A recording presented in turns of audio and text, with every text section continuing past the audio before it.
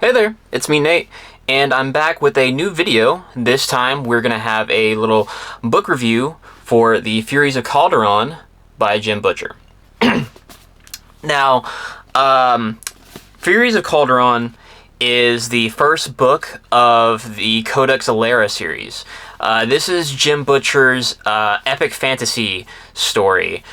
So, unlike, Dresden, this is true, kind of traditional, epic fantasy. From my understanding, Butcher got this idea, on some kind of forum, of where, I think he said something along the lines of you could take, a bad idea and make a good story out of it. And basically he asked for two bad ideas, and somebody suggested Roman fantasy with Pokemon, and so that's how the Codex Alera series came to be. And this came out, I think, in 2004, so I think he was already up to book 5 or 6 in Dresden when this came out.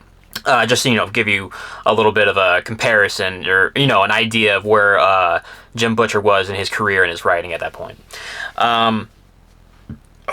Now, as for what the book is about, so the series takes place in the Alerian Empire on this continent called, I think it's Karna, I believe, something like that. And the Alerian Empire is basically this Roman-inspired culture. You have the empire, you have the emperor, you have the senate, you have this nobility, you have the knights, these legionnaires. So all these kind of elements that you might be familiar with from Roman culture or other Roman inspired series like Red Rising and whatnot. And the Illyrians, they have I'm sorry. Their magic system is called Fury crafting. And basically how it works is that for the most part, people have these creatures called Furies. And when I say creatures, I guess I should say they're more like spirits or elementals that they can bond and control to perform magic. And there are 6 different types of Furies, and thus 6 different types of Fury crafting. There is fire, water, earth, wind, wood, and metal. So 6 total. 6 total types. And it's a really interesting mechanic because the idea of it sounds really cool on paper. But once you're reading the book, the Furies aren't really, at least the Furies that are, shown in this first book are not really sentient. They kind of just follow whatever orders they're given. They don't really have any thoughts or interactions with any of the characters. They have no actual personality. And there's a lot of elements of Fury crafting that are not explained to us in the book. We're never explained how a person gets Furies. What's the maximum amount of Furies a person can control? What makes one Fury stronger than another? A lot of things like that. And so there's a lot of questions that aren't answered, and it's not. And unanswered questions in a book or a series is fine, because that that can be a bait on the hook to get you to continue the journey and continue further on to learn more about it. The way it's handled here is really unsatisfying, because the questions of how Fury crafting work is really important, because one of our main characters, Tavi, has no Furies. He is one of the few rare people that has no access to Fury crafting. And since we don't have a understanding of any of the core basic mechanics of how Furies and Fury crafting works, it makes it really hard to get a complete grasp of his situation. We can understand that Tavi is kind of discriminated against or looked down upon because he has no Fury crafting. but we are never given an explanation for why he can't get Furies, or what is like the thing that is holding him back. All we know is that he is like limited in ways that other people are not, and we're never given like a real a clear path for like how he might eventually get Furies or anything like that. But enough about the magic system for the moment. I might come back to it here later. Actually, I have a whole page of notes because I had a lot to I was thinking about this book over the past couple of days since I finished it, and I had a lot of things I wanted to talk about. So, but let me get into the actual kind of like plot and core premise of the book. So in the Alerian Empire, the current emperor, or they call him the First Lord, but basically he is like the emperor, Gaius Sextus, so like Gaius the Sixth.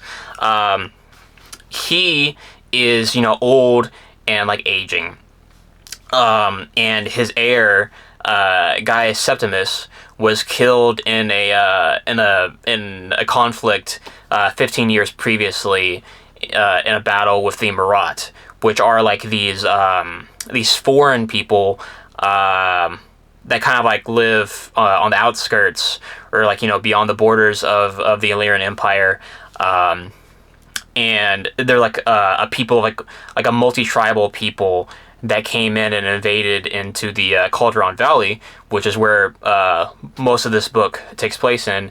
They came into the valley, they killed the princeps, which is the prince, and like most of his royal guard, and that's kind of set off this conflict before the Marat were driven back.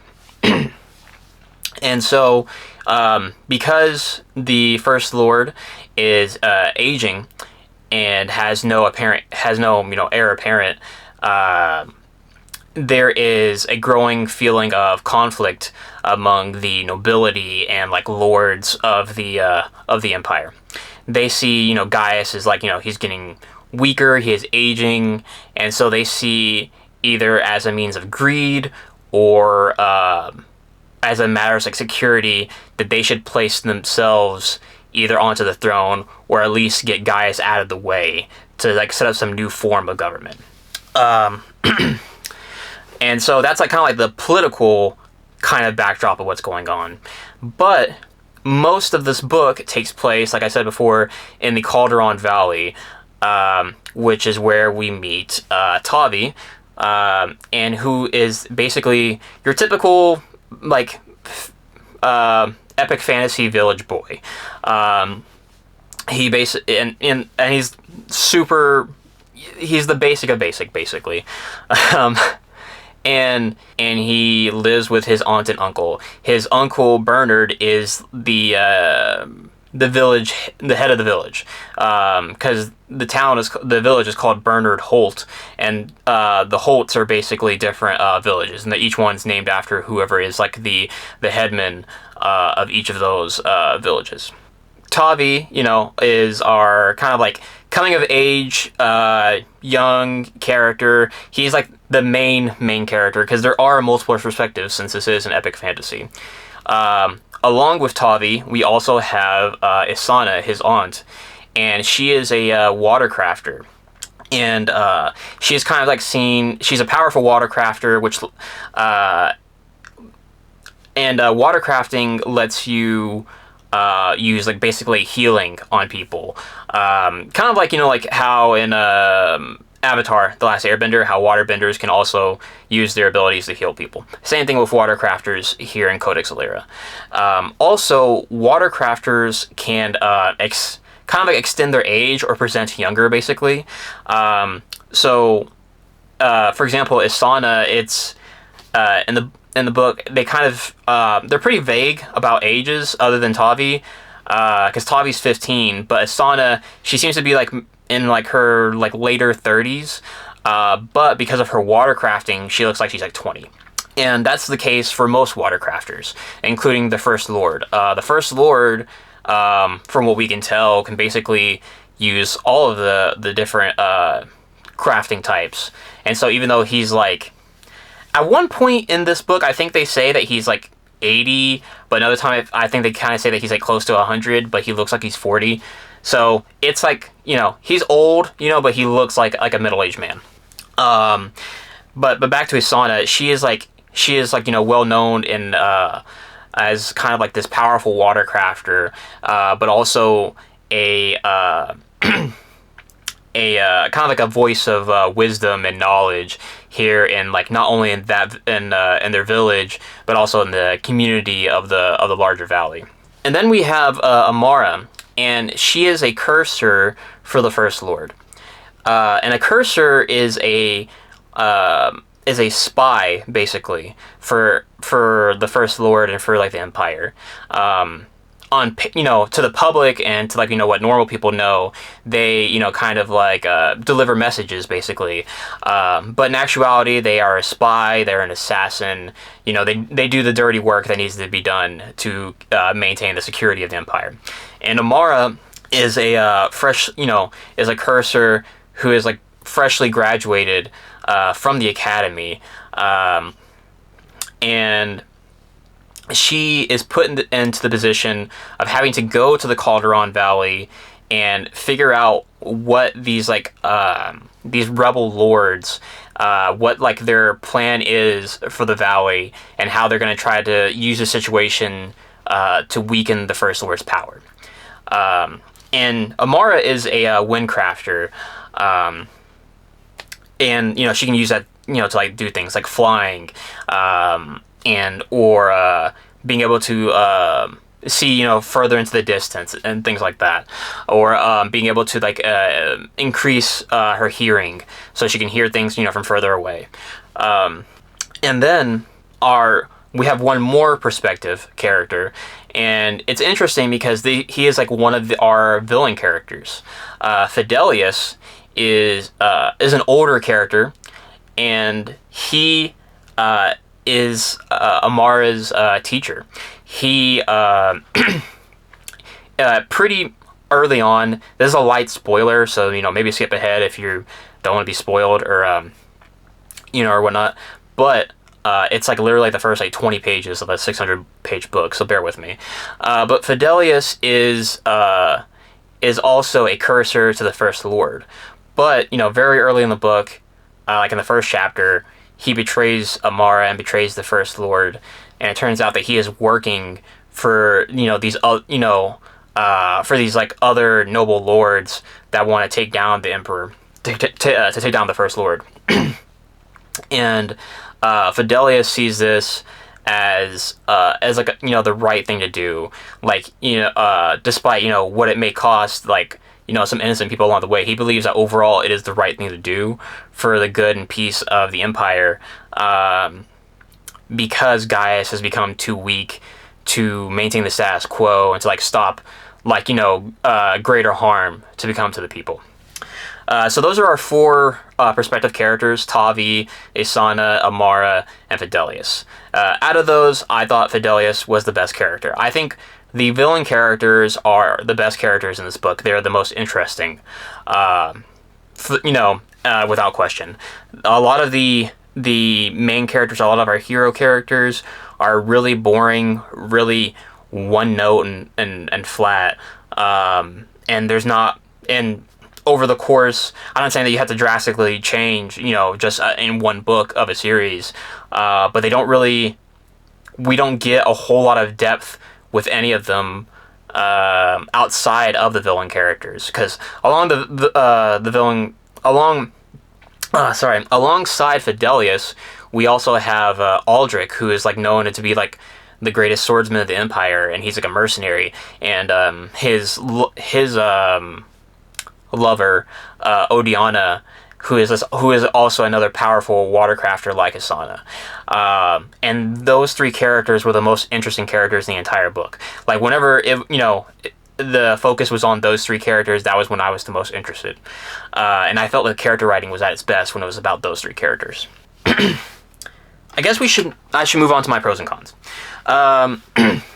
So one of the things I like is that when they talk about other races other than the Illyrians, like the Illyrians have like their fury crafting, but they talk about like the Icemen further to the north. They talk about the Canids or Canums to the south.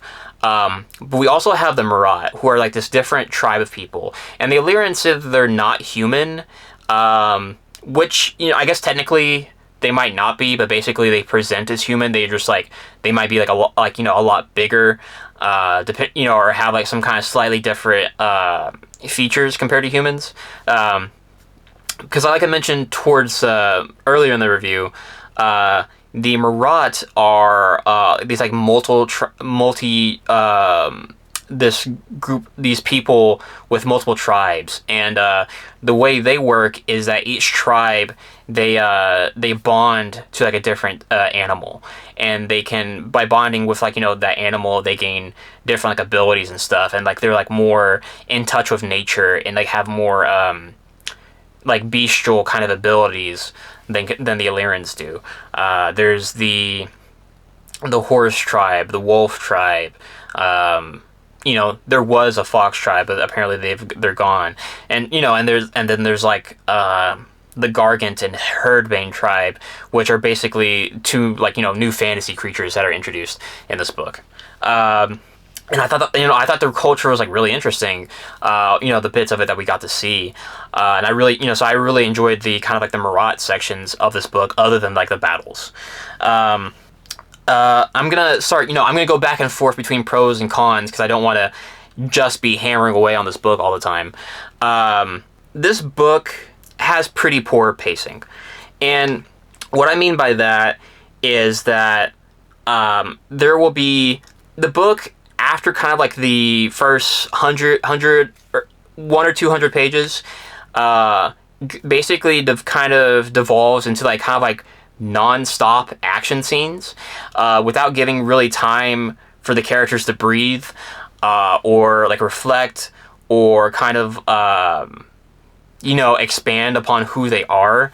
It kind of just like goes from like one scene to the next, back to back, for the rest of the book, which is a shame, because like there might be an action scene and it's like, okay, cool, now that that's over, we should have like a character moment here, like to either like reflect or talk about it, or like, you know, kind of give like maybe like some light exposition, and then we don't. It's like, oh hey, this cool interesting element that seems like really really important and kind of needs to be addressed or talked about, we should do that.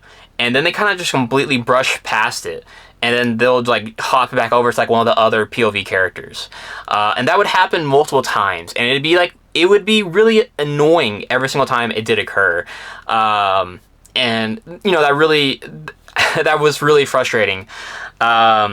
And the tone, alongside that, the tone of this book is kind of all over the place. At times, I would be reading this, and it would feel like a middle grade story during some of the Tavi sections, and then at other times, it would feel a bit YA when it would handle things like the romance of the story. And then at other times, it would feel more, when it would have more adult subject matter, it would feel like an adult book.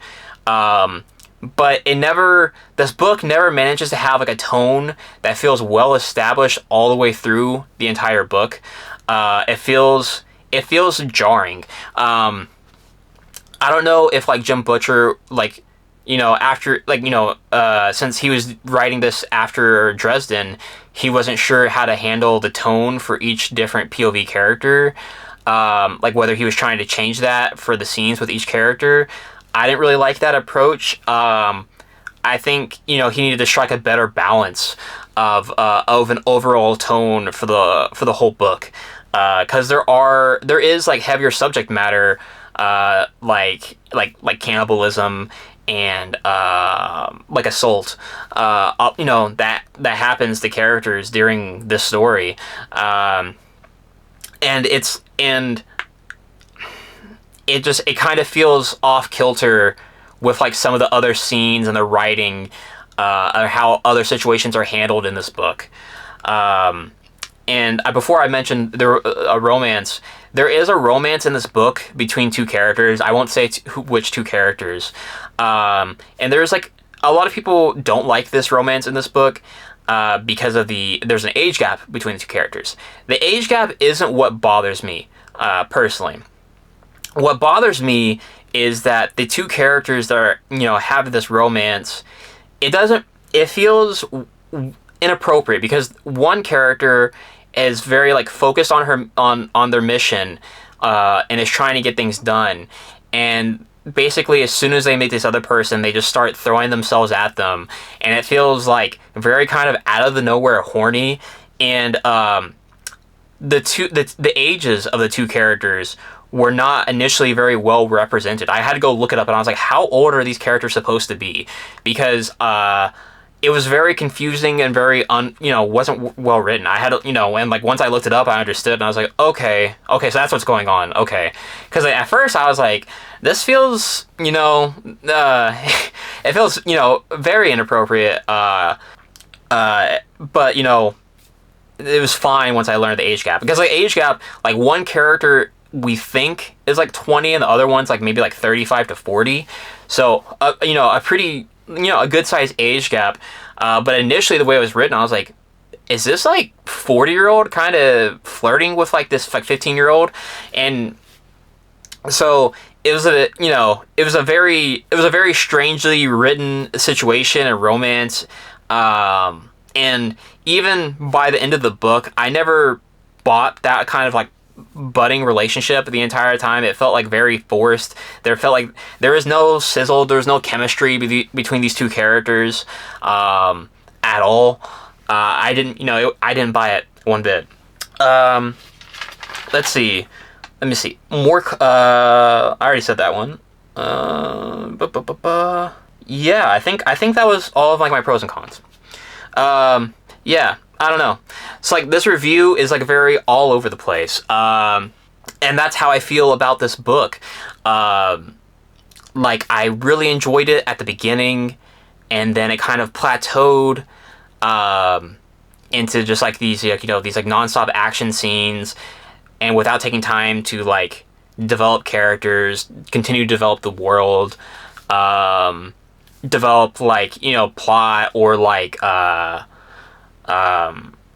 the desires of the characters, like so it's just I feel even though I've read this entire book, I read the whole thing, and it is an easy read. I will say that as another like good thing about it. It is like it is a quick, not really quick. It is an easy to read book. It kind of it flies pretty quick whenever you're able to just sit down and get through it. But out of this whole like 600-page book, I'm left with not like questions. I'm like, ooh, there's like this mystery. I want to know what's going on. So like what's going to happen in the next book. It's more like I don't understand how this fundamental aspect of the world is supposed to work, because it wasn't properly explained in the story. And there's multiple things like that. And so that's just like really frustrating. But yeah, I think I don't want to, go round and round in circles, so I'll go ahead and start wrapping this up. So, what score am I going to give Furies of Calderon by Jim Butcher? I'm going to give this 2 out of 5 stars. On my scale, that is a bad book. I do think this book is bad. Despite it being a book that I think is pretty readable, easy to get through, I don't think that forgives how poorly things are, like how poorly done the world building is, how uninteresting and uninspired like the protagonist characters are, and how lacking the development is, and how bad the pacing of the story is. And these character relationships, I think, are pretty poorly written. So maybe I would give the second book a chance at some point, but I'm in absolutely no rush to do it. I have plenty of other books, to go read. But maybe at some point I would pick up the second book. Because, from all accounts, from what I've heard of people who are fans of the series, is that the books get a lot better after the first book. So we'll see. Maybe one day I'll pick up the next book. But I kind of doubt it. But yeah, that's my review for Furies of Calderon by Jim Butcher. And if you could like this video and subscribe to the channel. I hope to get more reviews out soon. But until then, have a good day. And until next time.